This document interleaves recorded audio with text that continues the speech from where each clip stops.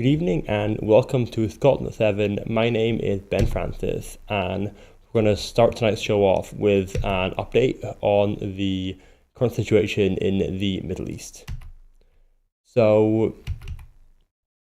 at least 48,500 Palestinians have been killed and nearly 112,000 injured in Gaza since the 7th of October 2025, according to the Gaza Health Authority. The Israeli military is investigating soldiers' use of Palestinian civilians as human shields during operations in Gaza, the IDF told CNN on Tuesday night.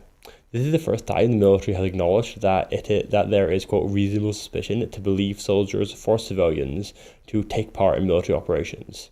CNN has reported on Israeli soldiers forcing civilians in Gaza to enter potentially booby-trapped houses and tunnels in order to avoid putting troops in harm's way.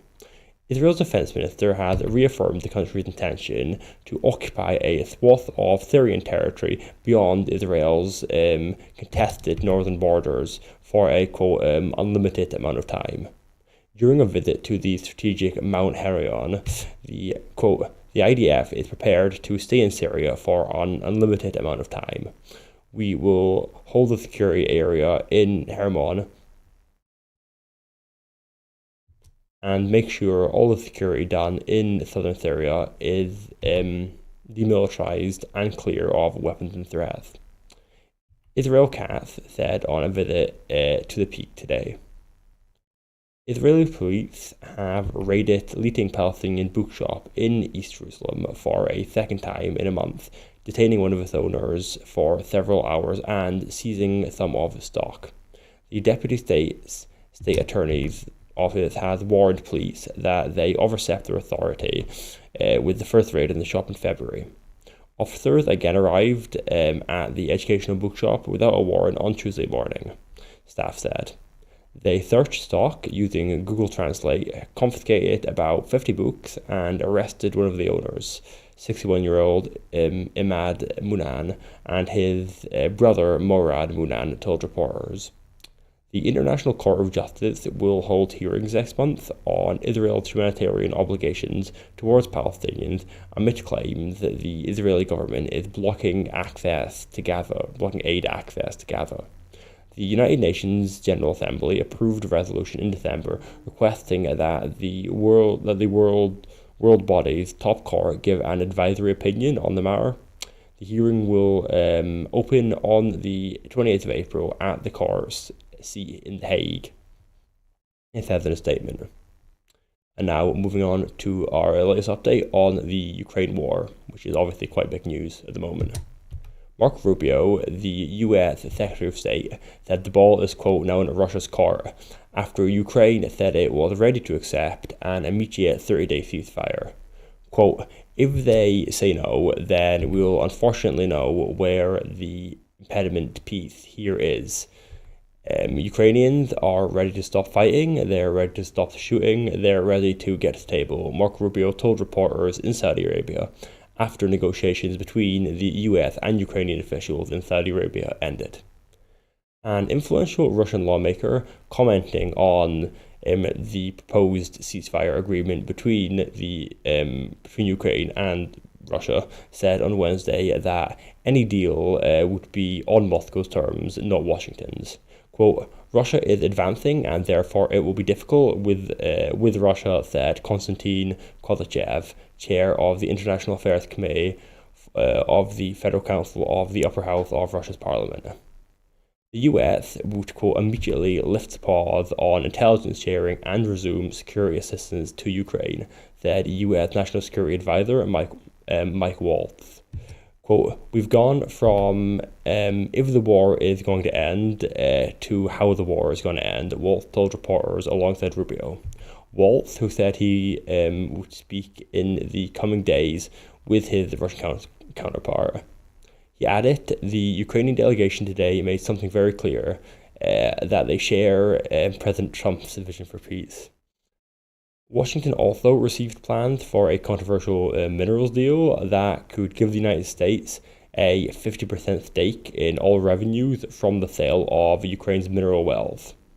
Trump has said that the deal would provide implicit security guarantees for Ukraine by linking America's economic interests with Ukraine's security. Hours after Ukraine's declaration, Russia launched another air attack into Kiev, keeping in mind the ceasefire hasn't yet been agreed on. Keir Starmer congratulated Donald Trump and Volodymyr Zelensky on a, quote, remarkable breakthrough with the ceasefire proposal. He said it was an important moment for peace in Ukraine, and now we needed to redouble our efforts to get a lasting peace as soon as possible. As both American and Ukrainian delegations have said, the ball is now in Russia's court. Russia must now agree to a ceasefire and end the fighting, Keir Starmer said. He said he would convene a leaders' meeting on Saturday to discuss the next steps. Ukraine's battlefield positions have been unclear, have been under heavy pressure, particularly in Russia's Kursk region, where Moscow's forces have launched a push to flush out Kiev's troops from its territory, which has been trying to hold sort of a patch within Russia as a bargaining chip in negotiations. On Tuesday, Ukraine launched its biggest drone attack yet on Moscow and the surrounding region, showing that Kiev can also land major blows on after a steady stream of Russian missile and drone attacks, one of which killed 14 people on Saturday. Ukrainian Foreign Minister Andriy Sybiha said on Wednesday that he informed a number of European counterparts about the milestone talks with the US, where Kiev said it was ready to support Washington's proposal for a 30-day ceasefire. Sybiha, who took part in the Saudi Arabian talks, said that afterwards he talked to several European foreign ministers, including British Foreign Secretary David Lammy and European Union Foreign Policy Chief Kaju Kallas, about the outcomes of the milestone meeting. Ukrainian officials told the United States that European partners must participate in any peace negotiations. The foreign minister said, quote, "We adhere to the position, no decisions on the long-term security of Europe without Europe." Sybiha has been in Warsaw today for talks with his Polish counterpart, Radosław Sikorski, the Polish foreign minister, and said in a statement. And moving on to our first actual story of the night. The United Kingdom is to expel a Russian diplomat. The United Kingdom is to expel a Russian diplomat and accuses the Kremlin of seeking to close the British embassy in Moscow. The UK government has announced it will revoke the accreditation of a Russian diplomat in response to Russia's expulsion of a British diplomat earlier this week. This follows ongoing tensions between the two nations. The decision comes after Russia's expulsion of a British diplomat and their spouse, which the UK government condemned as part of an escalating pattern of harassment towards British diplomats. The UK Foreign Office stated that Russia's accusations against the British diplomat were entirely false and fabricated to justify this increasing harassment. In recent months, Russia has intensified its campaign against British diplomats, making claims about their activities. The UK's response was to summon the Russian ambassador in London, where officials made it clear that the UK would not tolerate such intimidation. The Foreign Office emphasised that Russia's actions were aimed at undermining the British embassy in Moscow and potentially driving it towards eventual closure. This diplomatic tension is further exacerbated by the UK's continued military support for Ukraine and Prime Minister Keir Starmer's recent statements on the possibility of deploying British armed forces as part of a peacekeeping mission into Ukraine. Russia has expressed its anger over Britain's involvement in the conflict, which has led to further deterioration of relationships between the two countries. In retaliation, the UK government stated that it would take immediate action by revoking the accreditation of a Russian diplomat and their spouse. This move is seen as a direct response to Russia's actions and serves as a signal that the UK will not accept the harassment of its diplomatic staff. The diplomatic row highlights the ongoing tension between the two countries, particularly in the context of the conflict in Ukraine. The UK government has made it clear that it will continue to take a firm stance against Russia's attempts to intimidate British diplomats and interfere with their work. Now, on to another big story for the night. The EU retaliates against Trump tariffs with 26 billion euro countermeasures.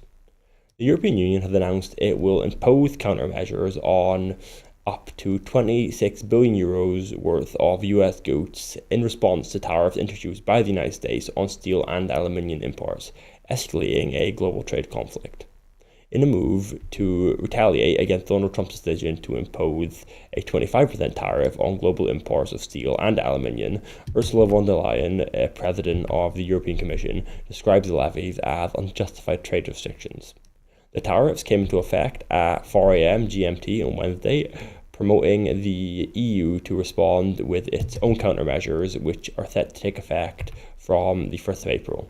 These include reimposing tariffs on US goods such as whiskey, jeans, and Harley-Davidson motorbikes, which were originally introduced during Trump's first term but were later suspended under the presidency of Joe Biden. The European Commission also plans to target additional US goods worth 18 billion euros, including steel, aluminium, agriculture, products like poultry, beef, and seafood. These retaliatory tariffs will be imposed by mid-April following consultations with EU member states and businesses. The European Union's strategy aims to apply pressure on US businesses and Republican-led states to negotiate a resolution. While the EU response is robust, the UK government, led by Prime Minister Keir Starmer, have opted for a more cautious approach. Although Starmer expressed disappointment over the tariffs, he stated that the UK would take a, quote, pragmatic approach, keeping all options on the table, but refraining from announcing immediate countermeasures. The UK government has been negotiating an economic deal that may include tariff resolutions. The SNP has criticised the UK government's handling of the situation, suggesting that Starmer's approach is insufficient. The SNP's Dave Dukin MP argued that the UK's failure to align with the EU in trade matters leaves the country vulnerable to the US's aggressive trade policies. The party emphasised that closer ties with the EU, including rejoining the single market and customs union, would offer better economic protection and security in the face of potential sanctions from the United States. The imposition of tariffs, particularly on steel and Scotch whisky, has raised concerns about the impact on UK industries. The UK steel industry has warned of significant damage to trade relations with the US, while the SNP points to the EU's more decisive response as a model for a future economic strategy in the UK or Scotland. And moving on to our next story, very big in Scottish news, obviously. Nicola Sturgeon has announced she's going to step down as an MSP at the 2026 Scottish election. Nicola Sturgeon, the former SNP leader and First Minister of Scotland, has announced that she will step down from the Scottish Parliament at the 2026 Scottish elections, marking the end of her political career. Ms Sturgeon, who served as the leader of the Scottish National Party and First Minister, has been a dominant figure in Scottish politics for over a decade. Her announcement comes after years of significant contribution, including leading the country during the COVID-19 pandemic. Nicola Sturgeon's leadership during this period was widely recognised for providing calm reassurance and focus on public health by supporters. During her time in office, Ms Sturgeon oversaw several key policy initiatives, including the introduction of the Scottish Child Payment, the expansion of funded childcare, and the Baby Box programme. She was also instrumental in championing the promise, a commitment to improve the lives of care-experienced children in Scotland. First Minister and SNP leader John Swinney praised Nicola Sturgeon's leadership, acknowledging her public service and the positive change that she brought to Scotland. Mr. Swinney highlighted her role in addressing challenges such as the pandemic and her lasting impact on social policies, particularly for vulnerable children and families. Nicola Sturgeon's decision to stand down at the 2026 election has led to widespread reflection on her legacy. As she prepares for this next chapter, her leadership will remain a defining element of Scotland's recent history for sure. And on to our next story. The SNP lodged an amendment to Labour's employment bill calling for employment law to be fully devolved to Scotland. The Scottish National Party has lodged a bid to devolve employment law to Scotland, arguing that the UK government's employment bill has been weakened and fails to adequately protect workers' rights. The UK's employment bill, currently being debated in the House of Commons, has been criticised by the SNP for being watered down by Labour. Chris Law, the SNP MP for Dundee West, is pressing for an amendment to ensure the power to legislate on employment law is devolved to Scotland. The SNP argue this would allow the Scottish Parliament to better protect workers' rights separate from Westminster's policies. The call to devolve employment powers has gained support from the Scottish Trade Union Congress (STUC), with the General Secretary Ross Fire stating that the UK Labour government should end its resistance and devolve powers over employment, migration and taxation to the Scottish Parliament. The Labour Party had previously committed to greater devolution for Scotland, but since Keir Starmer's leadership, no additional powers have been transferred. Chris Law had challenged Labour MPs to support the amendment, emphasising that it is the only way to protect Scottish workers from Westminster's decisions. He pointed out that Labour's promise to full devolution has not been realised under the current UK government, marking this move essential for the protection of workers' rights in Scotland. The SNP's position reflects a long-standing push for more powers to be transferred to the Scottish Parliament from Westminster, with employment law being a key area of concern. Mr. Law argued that without the amendment, the opportunity to protect and expand workers' rights in Scotland will be lost, highlighting that the UK government has been slow to act on the devolution promise made in 2014. The Labour Party is facing increasing pressure from both the SNP and trade unions to deliver on its past commitments, especially concerning employment rights. And moving on to our next story, the FCA scraps plans to name and shame UK firms under investigation. The UK's financial regulator, the Financial Conduct Authority (FCA), has decided to abandon its plan to publicly disclose the names of companies under investigation following criticism and a lack of consensus, according to the FCA. The FCA had initially proposed a public interest test for naming firms under investigation, but after pushback from businesses and government officials, who are quite influenced by businesses, it has chosen not to proceed with the plan. The decision comes amid broader pressure from the UK government to reduce bureaucracy and encourage investment. Critics argued that publicising investigations prematurely could harm reputations, especially when firms may not face any regulatory action. Originally introduced last year, the FCA's plan would be more transparent, was revised after significant opposition. Under the revised version, companies would have been given 10 days' notice before any public announcement was made. However, critics, including the then City Minister Tulip Siddiq, voiced concerns, with some suggesting the FCA could be overruled if it persisted with the naming scheme. The plan's withdrawal follows concerns within the FCA about the feasibility of introducing such measures without broader support. The regulator had hoped to improve public trust and protect consumers by exposing potentially harmful practices early, citing the case of financial advisors who misled pensioners at British Steel. However, without a clear consensus, the FCD has decided to maintain its current approach of publicising investigations only in exceptional cases. In addition to this change, the UK government has also implemented cost-saving measures, including the abolition of the Payment System Regulator, PSR, which will now be absorbed by the FCA, so County Financial Regulation. The move is part of a wider effort to streamline financial regulatory bodies and boost UK economic growth and deregulate financial bodies.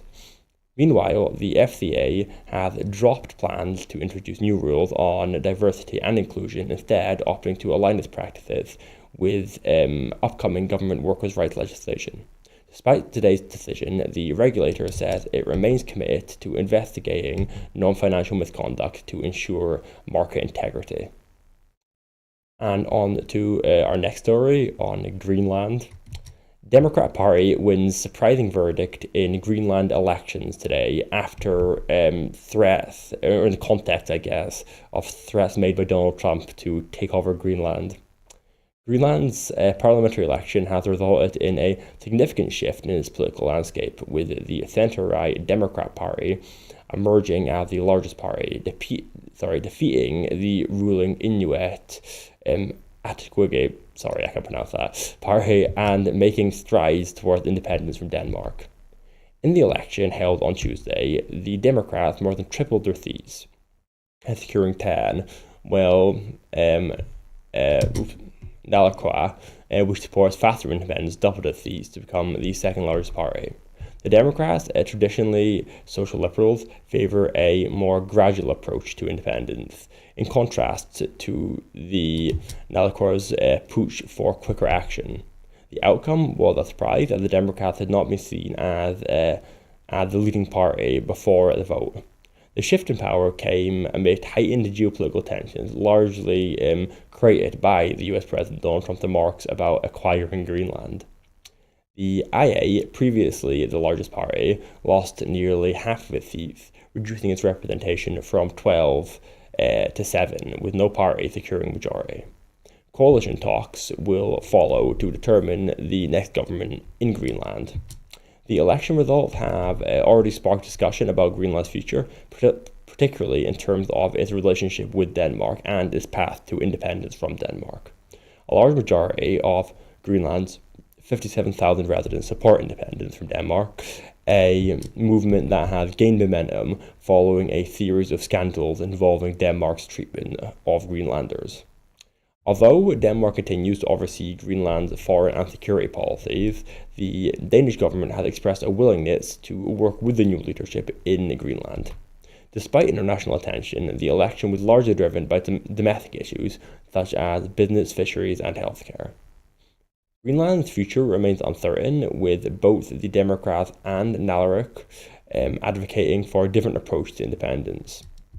Nalaqua's leader, Pio Broder, has expressed support for a free association agreement with Denmark, while the Democrats emphasize a more cautious approach. As the newly elected parties prepare to form a government, Greenland's political future appears to be heading towards greater autonomy, but the pace of change remains a subject of debate. And on to our next story in Scottish news. The Scottish Government fundraising for Edinburgh Fringe Festival. Deputy First Minister Kate Forbes has announced that the Scottish Government will provide £300,000 in funding to the Edinburgh Festival Fringe Society for 2025-2026 to support the world's largest performing arts festival.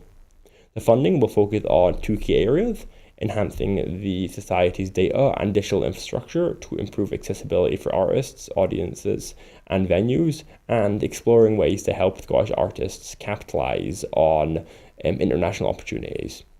This includes targeting specific countries and regions to expand the global reach of the Fringe Festival. The Edinburgh Festival Fringe, which began in 1947, is now a major cultural and economic event for both Edinburgh and Scotland as a whole. The festival has grown into the world's largest performing arts event, contributing significantly to the economy, society, and culture of Scotland. The funding agreement acknowledges the unique position of the Fringe Society, which does not fit into the usual funding streams available to other cultural organisations. It also highlights the potential for closer collaboration between the Fringe Society and other partners involved in delivering the festival each year. The Scottish Government said that its commitment to ensure the Fringe remains a world-leading cultural asset and continues to thrive. This investment supports the festival's ongoing role in showcasing Scotland's creativity and cultural diversity on an international stage. Now on to our next story. First Minister opens a new residential rehabilitation services in Aberdeenshire. So the First Minister, John Swinney, has opened the first phase of new residential rehabilitation service in Aberdeenshire, which will expand the drug and alcohol treatment capacity in the northeast of Scotland. The new facility, Ray House, will provide 27 beds and is operated by Phoenix Features. A second phase will introduce 53 housing units and a therapeutic community DIAB hub in Aberdeen City, which could offer up to 200 placements annually. The day hab model will allow individuals in separate accommodations to attend day programs at a central hub to address their drug and alcohol addiction issues. This project is part of the Scottish Government's ongoing efforts to improve access to residential rehabilitation, especially in areas outside of the Scottish Central Belt. The Government has invested £100 million to enhance the rehabilitation services across Scotland during this parliamentary term. An additional £11 million has been allocated to the North East facility specifically to try to address geographical barriers to treatment which exist in Scotland. The Scottish Government's approach has been successful in increasing access to residential rehabilitation, according to a report from Public Health Scotland.